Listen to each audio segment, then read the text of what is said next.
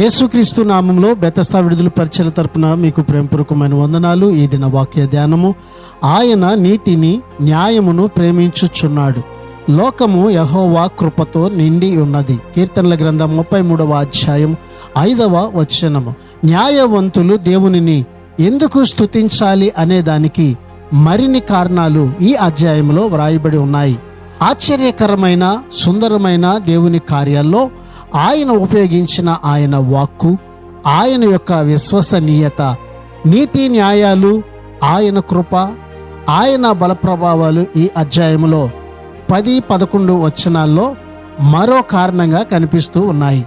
తన ఉద్దేశాలన్నిటినీ నెరవేర్చగలిగేందుకు ఆయనకున్న సామర్థ్యం ఎల్లప్పుడూ కూడా నిలిచి ఉంటూ ఉంది. ఆ సామర్థ్యం దేవుని నీతిని న్యాయాన్ని ప్రేమించే వారిలో ఎల్లవేళలా ఉంటూ ఉంది. ప్రార్థన.